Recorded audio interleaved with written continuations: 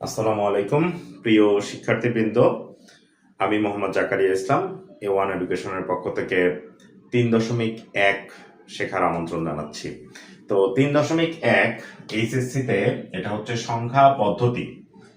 এখানে পদ্ধতি বলতে আমরা যেটা বুঝি সেটা হচ্ছে যে কোনো নিয়ম কানুন, যে কোনো প্রসিডিউর হতে পারে। যে আমি অনলাইনে একটা প্রোডাক্ট ক্রয় করব, তো সেই ক্ষেত্রে আমি পেমেন্টটা ক্যাশ অন ডেলিভারি করতে পারি, অথবা আমি দেখা যাচ্ছে যে কি করতে পারি যে বিকাশে বা নগদে পেমেন্ট করে দিতে পারি। তো এগুলো পেমেন্ট করতে গেলে তখন আমাদের কিন্তু কিছু প্রসিডিউর ফলো করতে হয়, যেমন আমরা ওটিপি পাই বা এই জাতীয় যে ঘটনাগুলো ঘটে, পিনকোড দিতে হয়, এরকম ভাবে আমাকে একটা পেমেন্ট মেথড ফলো করতে হয়, মানে পদ্ধতি ফলো করতে হয়। তার মানে বোঝা যাচ্ছে যে পদ্ধতি বলতে আমরা বুঝতেছি হচ্ছে কি নিয়ম কানুন। এখন এই সংখ্যা জিনিসগুলো কি? এই যে আমরা এখন যে লিখি, এই যে 1 2 3 তারপর 10 12 এগুলো যে লিখি, এগুলি হচ্ছে এক একটা সংখ্যা, তাই না? এখন এই সংখ্যা লিখতে গেলে আমি যদি 12 লিখতে চাই, তাহলে 2 আগে দিয়ে 1 পরে দিলে তো এটা 21 হয়ে যাবে, তাই না? তো এই লেখার একটা প্রসেস আছে, একটা সিস্টেম আছে। আবার আমি যদি 5 আর 3 যোগ করি তাহলে কত হয়? 8 হয়। তো এই যোগের একটা নিয়ম আছে, গুণের একটা নিয়ম আছে। আমরা হিসাব নিকাশ করি, হিসাব নিকাশ করতে গেলে আয় ব্যয় অনেক ধরনের নিয়ম রুলস রেগুলেশন আছে। তার মানে সংখ্যা রিলেটেড যত কাজ আছে, এই কাজগুলো করার জন্য অবশ্যই কিছু রুলস রেগুলেশন আছে। সেই রুলস রেগুলেশন গুলোকে আমরা একসাথে করে নিয়ে বলতে পারি কি? সংখ্যা পদ্ধতি। তো আমরা খুব ছোট করে বলতে পারি যে মূলত সংখ্যা লেখার যে নিয়ম কানুন, সেটাকে সংখ্যা পদ্ধতি বলে। তাহলে আমরা সংখ্যা পদ্ধতি যদি বলে কাকে বলে, তা আমরা সুন্দর করে লিখে দিব যে সংখ্যা লেখার নিয়ম কানুনকে সংখ্যা পদ্ধতি বলে। বাস, আর কিছু লাগবে না। এখন কথা হচ্ছে যে আমরা প্রাচীন কাল থেকে মোটামুটি এই হিসাব নিকাশের কাজগুলো করে আসতেছে, ঠিক আছে? আগেকার মানুষও হিসাব নিকাশ করতো, বর্তমানেও আমরা হিসাব নিকাশ করি। তো আগেকার মানুষ যে সংখ্যা পদ্ধতি ব্যবহার করে হিসাব নিকাশ করতো, সেটার আমরা নামকরণ করছি নন পজিশনাল সংখ্যা পদ্ধতি। আমি একটু সংক্ষেপে লিখলাম। এই নন পজিশনালকে আমরা বলি অস্থানিক সংখ্যা পদ্ধতি।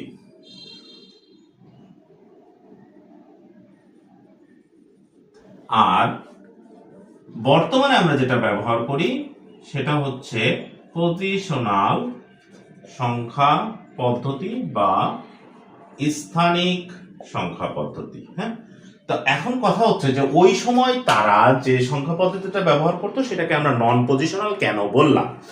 কারণ ওই সময় তারা গণনার বস্তু হিসেবে ব্যবহার করত ছোট ছোট পাথর, অথবা হাতের আঙ্গুল, অথবা বিভিন্ন ধরনের কাঠি। এগুলো ব্যবহার করে তারা কি করতো? গণনা করতো। তো মনে করেন এই হাতের 5টা আঙ্গুল, এখানে কত? 5। এখন এইটাকে যদি আমি সরাই এই দূরে নিয়ে যাই, তাহলে তার মানও কত থাকবে? 5 থাকবে। তার মানে এই হাতের 5টা আঙ্গুল পৃথিবীর যে কোনো প্রান্তে নিয়ে গেলে এর মান 5। তার মানে ওরা ওই সময় যে গণনাটা করতো, সেই গণনার বস্তুগুলোর শুধুমাত্র নিজস্ব মান ছিল। পজিশন চেঞ্জ করে কোনো মানের পরিবর্তন হলো। যেমন এই মার্কারটা, এটার মান কত? এটা 1। 10 পর্যন্ত গুনতে গেলে এরকম 10টা মার্কার লাগবে। এটা পজিশন যতই চেঞ্জ করি মানের কোনো পরিবর্তন হবে না। এই জন্য ওই সংখ্যা পদ্ধতির নামকরণ করা হয় কি? নন পজিশনাল বা অস্থানিক সংখ্যা পদ্ধতি। বর্তমানে আমরা যেটা ব্যবহার করি সেটাকে আমরা পজিশনাল বলতেছি। এখন কেন বলতেছি? তো বর্তমান সময়ে যে গণনার বস্তু সেগুলো হচ্ছে কি? অঙ্ক ব্যবহার করি আমরা, অঙ্ক বা ডিজিট। কোনগুলো? যে 1 2 3 4, এগুলো আমরা কি বলি? অঙ্ক বা ডিজিট বলি। এটা সংখ্যাটা আমি বলে দিচ্ছি। তো এই যে অঙ্ক বা ডিজিট গুলো ব্যবহার করে আমরা যে এটাকে পজিশনাল বলতেছি, লিখতেছি কিভাবে?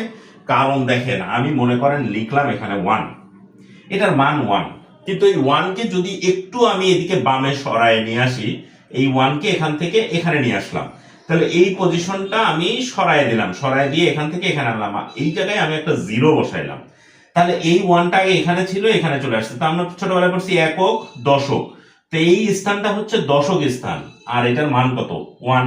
তাহলে 1 ইন্টু কত? 10। 1 ইন্টু কত? 10। তাহলে 1 ইন্টু 10, আর এখানে আমি প্লাস দিয়ে 0 ইন্টু কত? 1। কারণ এটা একক পজিশন আর এটা হচ্ছে দশক পজিশন। তাহলে পজিশনের মান হচ্ছে 10, আর এখানে পজিশনের মান 1, আর সংখ্যাটা এখানে কত? 0, আর এখানে কত? 1। তাহলে এটার মান দাঁড়াচ্ছে কত? 10 প্লাস 0। তাহলে এই 1 দশক স্থানে আসার কারণে তার মান কত হয়ে গেছে? 10। আরেকটা এক্সাম্পল দেখি আমরা, একটু বড় সংখ্যা, যে 222। সব কয়টাই 2, এটাও 2, এটাও 2, এটাও 2, কিন্তু এটা একক, এটা দশক, আর এটা কি শতক। তো তাহলে সেই ক্ষেত্রে এটা যদি শতক হয় তার মানে 2 ইন্টু কত হবে 100, এটা যদি দশক হয় তার মানে 2 ইন্টু 10, আর এটা যদি একক হয় তার মানে 2 ইন্টু 1।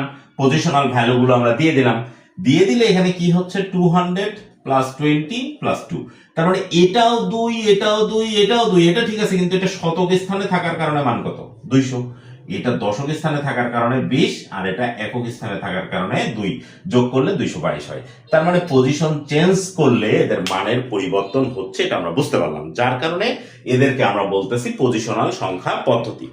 এখন এই পজিশনাল সংখ্যা পদ্ধতির কিছু শর্ত আছে। তো শর্ত মূলত হচ্ছে কয়টা? 3টা। পজিশনাল সংখ্যার শর্ত হচ্ছে 3টি। কি কি শর্ত? 1 নাম্বার শর্ত হচ্ছে নিজস্ব মান, 2 নাম্বার শর্ত হচ্ছে পজিশনাল বা স্থানিক মান, আর 3 নাম্বার শর্ত হচ্ছে বেস বা ভিত্তি। তো এখন কথা হচ্ছে যে কোন সংখ্যা পদ্ধতিতে যদি আমরা এই জিনিসটা পাই যে নিজস্ব মান আছে, পজিশনাল বা স্থানিক মান আছে, আর বেস বা ভিত্তি আছে, তাহলে আমরা এটাকে বলতে পারবো কি পজিশনাল সংখ্যা পদ্ধতি। ঠিক আছে?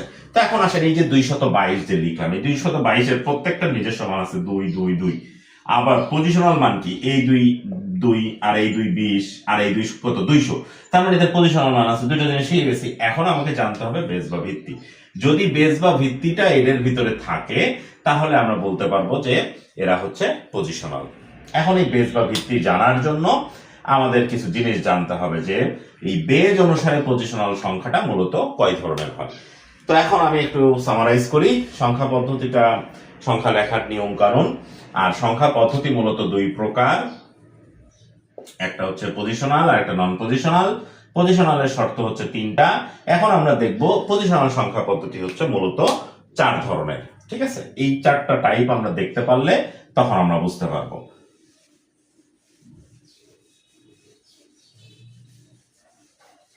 তো 4টা পদ্ধতি কি কি? একটা হচ্ছে বাইনারি, একটা হচ্ছে অক্টাল, একটা হচ্ছে ডেসিমেল, আর একটা হচ্ছে হেক্সাডেসিমেল।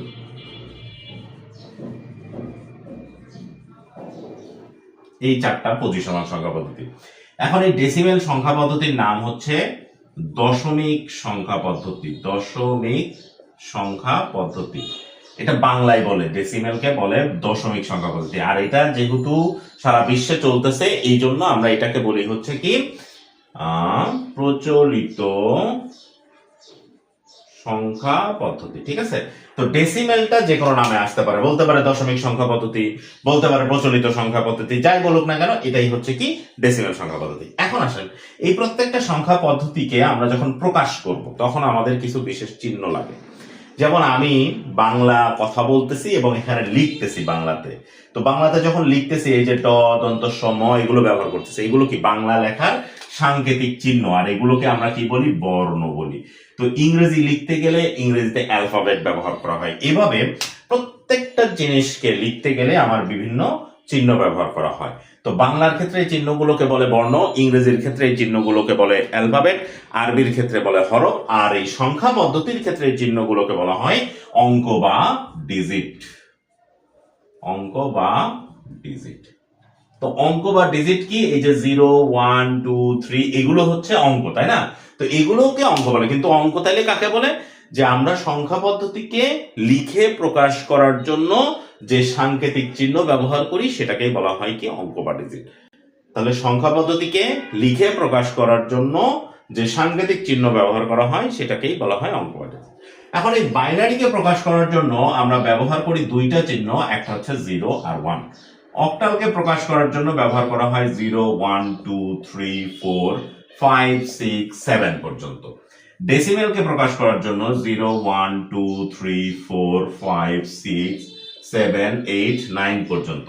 হেক্সাডেসিমেলকে প্রকাশ করার জন্য 0 থেকে 9 এর সাথে আবার A B C D E F এগুলো এক একটা অঙ্ক বা ডিজিট। এখন কথা হচ্ছে যে বাংলায় তো বর্ণ আছে 50টা, এটা দিয়ে আমরা কাব্য রচনা করে ফেলতে পারবো। আবার ইংরেজিতে অ্যালফাবেট আছে 26টা, এটা দিয়েও আমরা লিটারেচার লিখে ফেলতে পারবো। তো এর বাইরে প্রয়োজন হয় না। ঠিক সেরকম ভাবে বাইনারিটা আমরা যে কাজে তৈরি করছি সেটার জন্য 2টা চিহ্ন লাগে, তাই বাইনারিতে আমরা 2টা মৌলিক চিহ্ন ব্যবহার করছি। অক্টালে 8টা চিহ্ন, ডেসিমেলে 10টা চিহ্ন, হেক্সাডেসিমেলে 16টা চিহ্ন।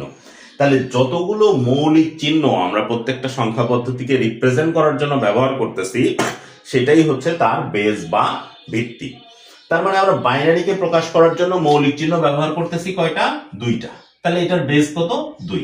অক্টালকে প্রকাশ করার জন্য মৌলিক চিহ্ন কয়টা? 8টা। তাহলে এটার বেস বা ভিত্তি কত হবে? 8। ডেসিমেলকে প্রকাশ করার জন্য কয়টা? 10টা।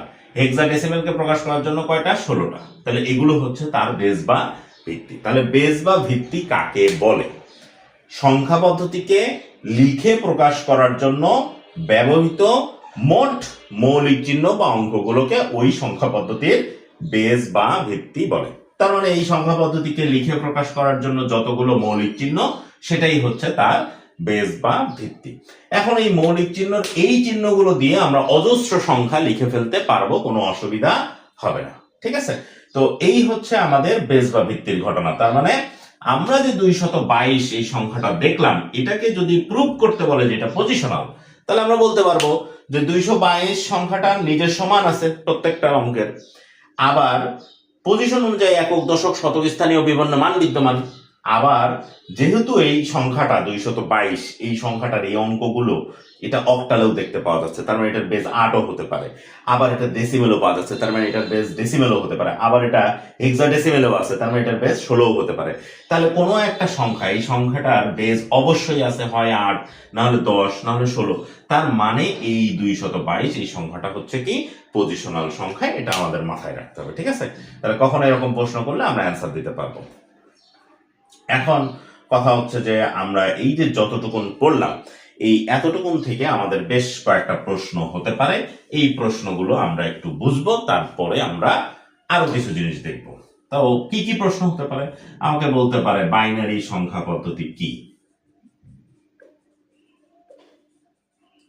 তো বাইনারি বলুক, অক্টাল বলুক, ডেসিমেল বলুক আর হেক্সা বলুক, যাই বলুক না কেন, এই সংখ্যা পদ্ধতিটা কি মানে বাইনারি হচ্ছে একটা পজিশনাল সংখ্যা পদ্ধতি, কিন্তু এটার বেস কত?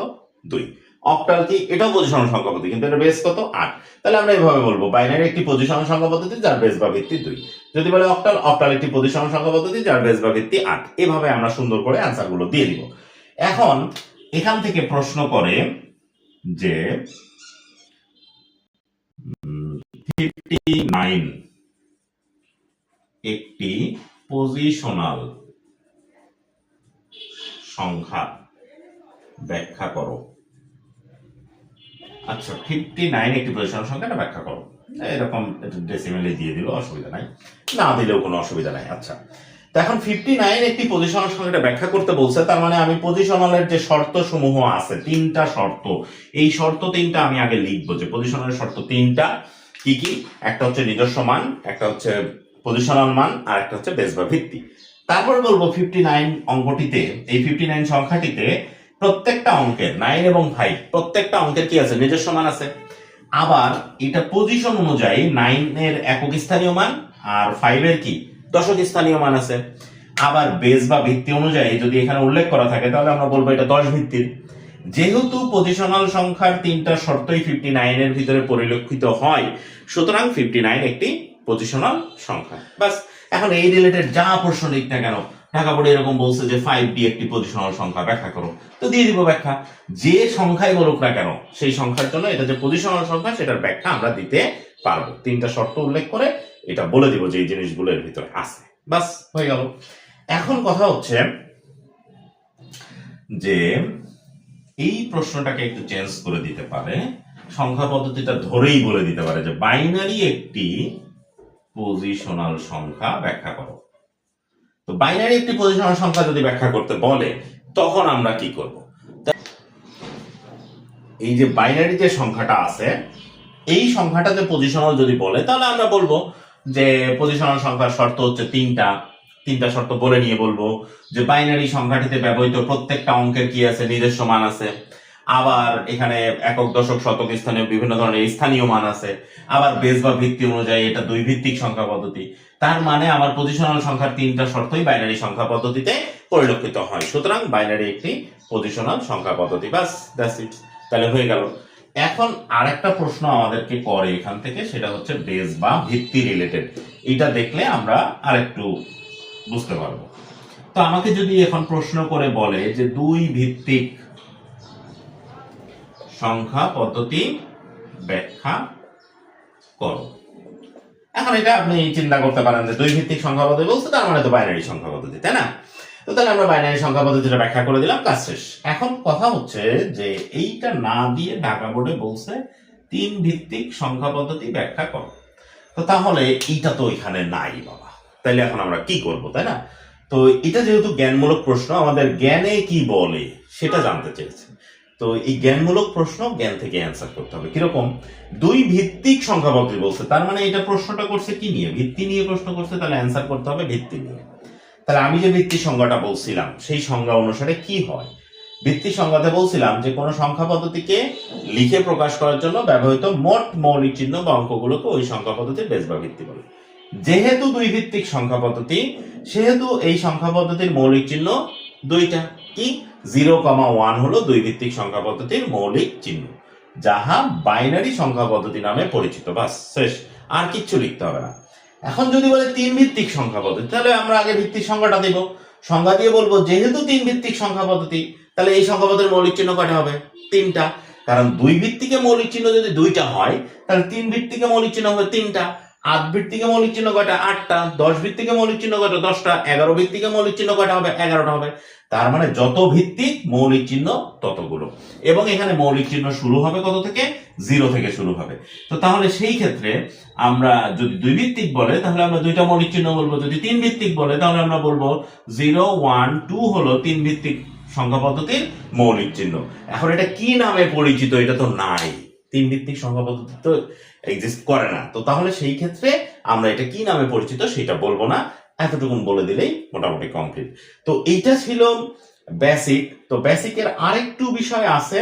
তো অতগুলো যদি আমি পুরোটা সবই যদি এখানে লেকচারটা দিতে চাই, লেকচারটাও বোরিং হয়ে যাবে। তো আজকের লেকচারটা এই পর্যন্তই থাকবে। সবাই এই এতটুকুন বিষয় ভালো মতো বুঝলে আমরা পারবো ইনশাল্লাহ। হ্যাঁ, তো আমরা ইনশাল্লাহ নেক্সট ক্লাসে এই সংখ্যা পদ্ধতির রূপান্তর নিয়ে আলোচনা করব। হ্যাঁ, তো সবাইকে ততক্ষণ পর্যন্ত ধন্যবাদ। আল্লাহ হাফেজ।